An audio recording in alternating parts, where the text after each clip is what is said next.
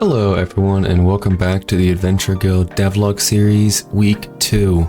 I have some fun new features to show off from last week's progress, so sit back and enjoy some master quality game development. So last week we left off with a really bare bones game system where the player could move around our little kingdom a little bit and enter a building or two, but nothing more than that. This week, I really wanted to prioritize a few key buildings for the player mechanics and an in-game time system so that we would start to get the feel of what it's like for the game to be progressing while the player is moving around. So the first thing I decided to tackle was a tavern for the player where they could go and recruit new adventurers for their guild. The first step in this would be to make a functional tavern interior and exterior in a sprite so that I could actually have an icon for them in the game. However, this didn't exactly go to plan. We have a bunch of trash drawings that look similar to this, several attempts in, and it wasn't going great.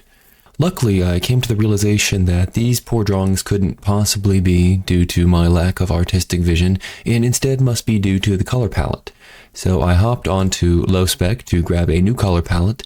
I needed at least 64 colors because my shading skills are way too weak to use anything less than 64, and I scrolled through here until I found a good one. I'm sure all of these would be unstoppable in my hands, but for now I settled in on this Resurrect 64, which looks absolutely lovely. So after several more failed attempts, I managed to get to something that I think looks okay enough, right? With this, we've got some smoke coming out, some torches, and some hypothetical barrels of Tavern, whatever they sell in this kingdom, over here on the right.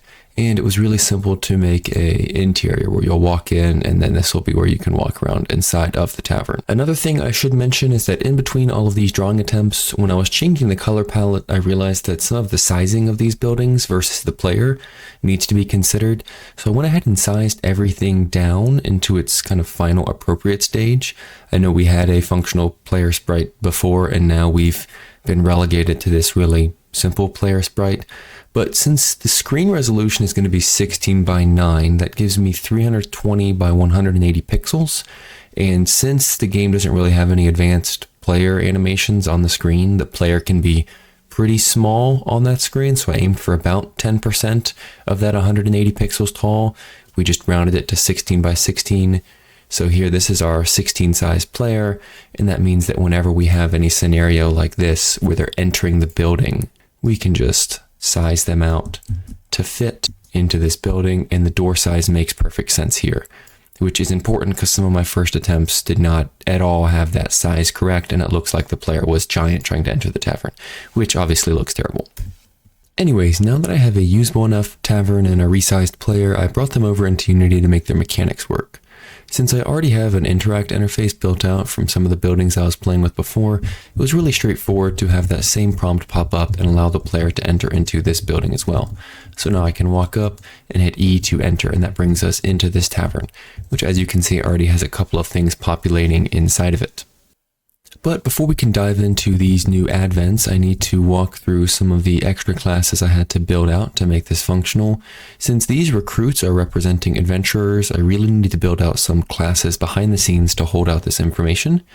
So I built out a really simple adventurer class, or I'm just calling them advents so I don't have to type out adventure a million times as I code. And they've just got a few variables right now, a random string that I've got a few different names they can be, a gold demand to recruit them, and a status, which will start out as available and will have to change as we send them out on different contracts.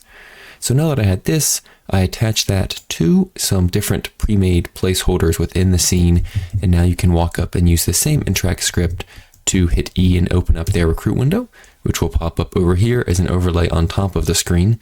And you won't be able to move while you're in here, which is something I realized I needed to implement after I ran off the screen while doing this. Anyways, this pops up and they've got a recruit cost that you can pay from the guild's gold amount, which I also built out as a small class here. It just has gold, roster, and some contract related stuff. Nothing too complicated, just some classes that we needed to build out to make any of these systems function. Anyways, back in Unity, now you can hit recruit, and that will be added to your guild. So if you look at our guild, we now have a guild roster with an advent named Jim, who costs 9, and he is available. And it's deleted from this screen. So we can walk up and recruit this one as well. Now we have Jane, who demanded a little bit less gold. So now we have a fully functional enough system where the player can walk up to these advents, interact with them, recruit them, a little scroll window pops up, they can choose to recruit in exchange for gold, they'll pay the gold and add it to their guild. So this entire system really is just a minimum viable product for our end goal of recruiting. I want to have a bunch of different salary negotiation tools to play with and manage. It'll give the player a lot of cool management tools to really balance out the salary requirements of their guild. But I have noticed that just building out the basics is often a great way to get the ball rolling. Not trying to give out any pro tips here, but if I tried to fully build out a really in-depth recruiting system at this stage in the game, one, you would only get a devlog every month or so at the most, which would obviously be devastating for all of the viewers. And two, I would probably have to stop and build out small versions of all of the systems that the recruiting system would need to touch to fully function. I would end up having to rebuild the system again and again and again if I ever needed to tweak it down the road, since it would be such an in-depth and complicated system to begin with. It would probably just end up being a huge time sink. So for now, super simple, C button, click button, get recruit is just perfect for us. Okay, so moving on to the next main feature ad of this week, I wanted to make a little administration building that the player could visit to buy contracts for his guild to complete with these newly recruited adventurers that we just made. So I went back to the drawing board, and this time thankfully a little bit less iteration needed to arrive at our barely acceptable product, and then we are back in Unity with our newly found lower office building and lower office interior. Now again, I could just leverage my interactable interface for the doors and for the office worker to keep things really easy and modular, but this time the office worker will open up a scroll that looks like this with different contracts here and their costs to buy. You'll just click the buy button, add these contracts, click exit, and you will have contracts in your guild, which we can see over here. We have just dummy contracts populating in our guild class. Again here, minimum viable product, not trying to build out a masterpiece before I even have a working main menu yet. Speaking of main menu, at this point I wanted to tie some of the mechanics together on our single game manager script, which we have here in the scene on the left. However, I had it duplicating since it existed in every scene because I needed it to be persistent.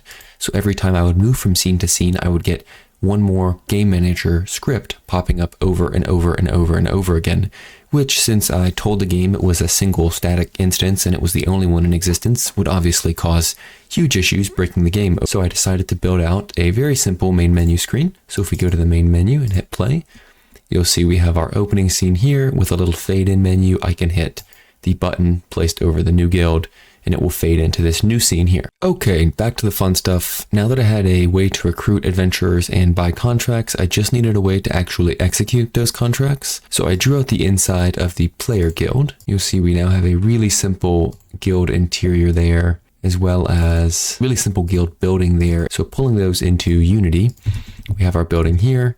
I can press E to enter, and here we are inside of our guild. I added an interactable function to this table over here so that when I hit E, it pops up this little planning menu. Again, using our scroll, which will probably need to be revised in the future. But without actual detailed icons here, it's hard to fully understand what's happening. But basically, across the top, these are the contracts that we own in the guild. So I can click on one of those.